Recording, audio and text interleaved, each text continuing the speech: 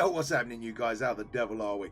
Shanksy here, and today we are doing another game review. We are going to be taking a closer look at Generation Zero. Now, Generation Zero is an open world shooter set in Sweden in the late 1980s. I think it's like 1989 it's set in. The story starts that you're in a boat and you've been hit. So it's an alternate universe. Very much after the fall of the Berlin War, and all of a sudden, boom, you've been invaded by killer robots, because that's what happens. So we're going to be taking a little bit of a closer look, having a look at the character creation, having a look at some gameplay, and then basically rounding it all up with my thoughts and see if it's worth the money. So without further ado, get into the action. So the first thing that struck me about the game was its character creation. Obviously, gender, male or female. They don't look any different. They don't look a blind bit of difference. Look at them. Character preset A and B. Oh, man. Maybe it's just me. Maybe it's just me. I'm not seeing a blind bit of difference. So you've got a rebel. You've got the punk. You've got the hip-hopper. You've got the greaser. All these 1980 feels, right?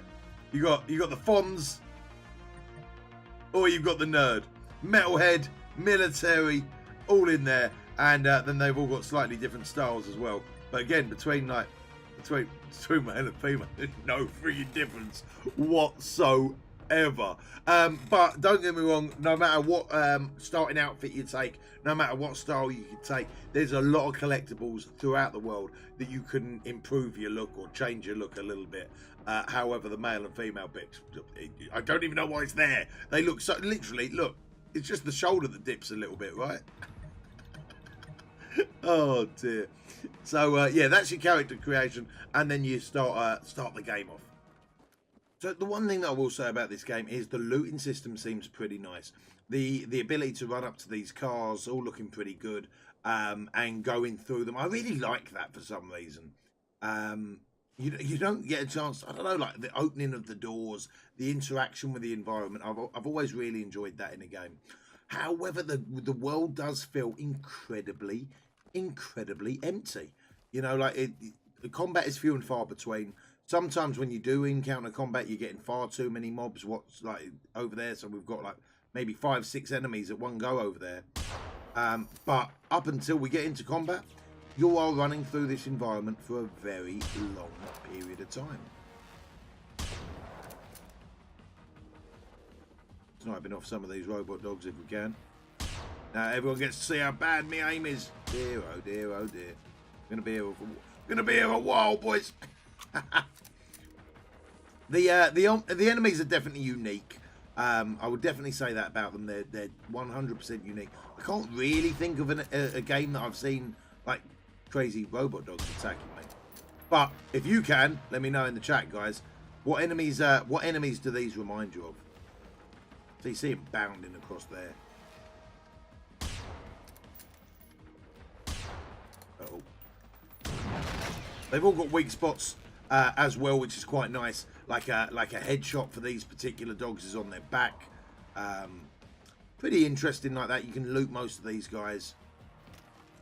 That's one thing I will say about the looting system as well. Now I'm a bit of a pack rat, but there seems to be so much stuff without many inventory slots. Now you can upgrade that when you level up a few times. Unfortunately, I've not been able to hit that level yet, so I don't know how much better it's going to get. But at the moment, it definitely seems a little bit harsh with the amount that I can carry, and I can't pick up a backpack or anything like that. Seems a little bit tough. But you can get a range of different guns as well. So we've managed to get a shotgun so far, a pistol, a grenade launcher. I think it was a bazooka, which is pretty damn sweet. But now that we've encountered them enemies, we've had our little fight. I've got a funny feeling we're not going to see anyone for a little while now.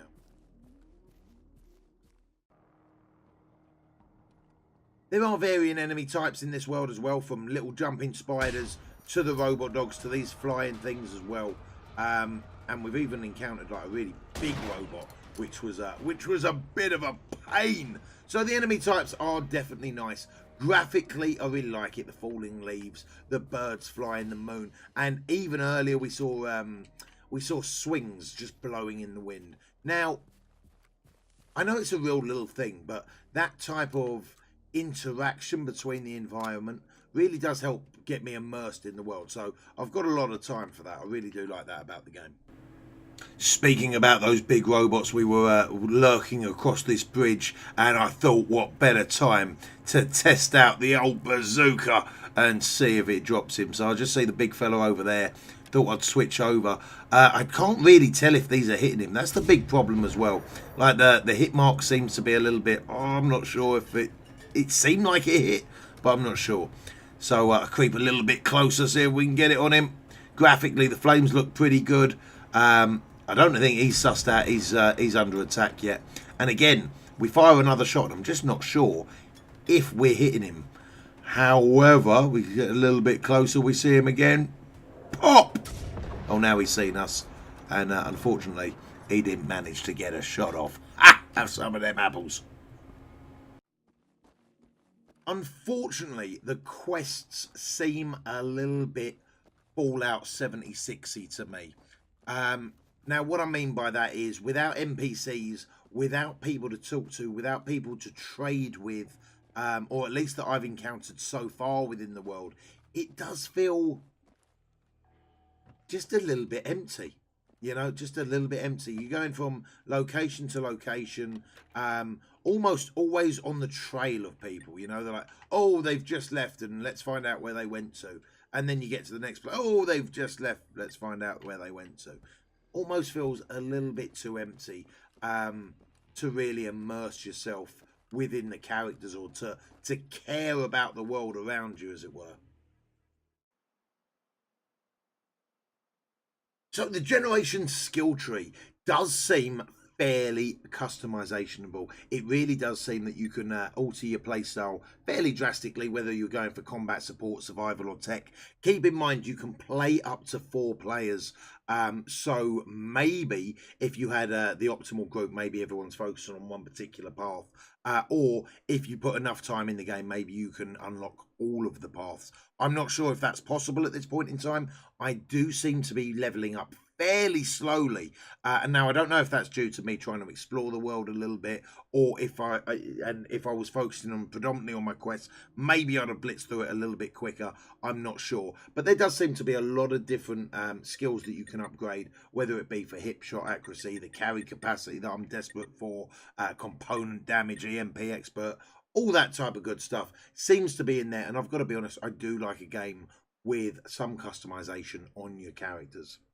Your inventory does bring you to a lot of different techniques and tactics as well. So you've got some explosive gas tanks that you can put down, then you can shoot them yourself, blow up the environment. You've got fireworks or flares that you can use to act as a decoy for the different mobs in the game as well. So lots of different things that you can use within that, whether it be flares, fireworks, EMPs, flashbangs, radios, all that type of good stuff. Does leave a lot of playability within it. They've also got emotes. Now I don't know if this is just me. I don't know if every game seems to be trying to copy the old Fortnite way and whack in an emote. I genuinely don't know why they're in the game. I know it's a multiplayer game, but they just seem a little bit out of place for me. I don't know. Maybe it's just me, but yeah, not really my cup of tea. So, closing thought. Is it worth it? What do we think of the game overall? If I had to score it out of 10, I would probably be giving it a 6. The movement seems a little bit slow, a little bit clunky. It does feel very, very empty. Although I really do like some of the techniques within it. I do like the graphics. I've got a lot of time for the fights when we're in them. And I think with a few people playing it, it could be a lot more fun. However, I've got to be honest. Once we say, "Oh, a game's fun with friends," you know what? Let's be honest. Everything that you do with your friends is fun. You know, a fire's not that much fun. Put a group of friends around it, boom, you're having a good time. So, yes, it would be probably better with friends. However, I still feel like the world just feels a little bit too empty. The idea itself is very, very interesting, and I feel like there could be a lot of growth within the game. However, with so much going on at the moment in the gaming world, so many good games out there, I've got to be honest, 30 to $40, I think the price is at the moment. I personally would be waiting for a sale to come up. I think about 20 quid, 25 bucks, something like that would be fair price for this without a doubt. Yeah, so we're going to give it a 6 out of 10. Definitely got some good points of the game.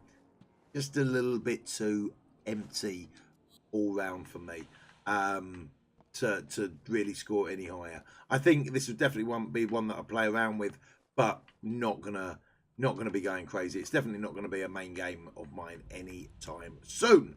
But anyway, guys, let me know your thoughts. Let me know if you're going to pick it up. Let me know if you have picked it up and what your thoughts are.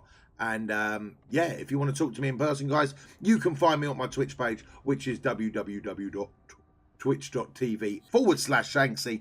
You can find me over there pretty much 7 days a week, baby. So yeah, if you want to talk to me in person, find me over there. Any feedback about the video, any ways that we can improve, please let me know down in the comments below. And let me know what you think of the game. So until next time, take it easy. Peace!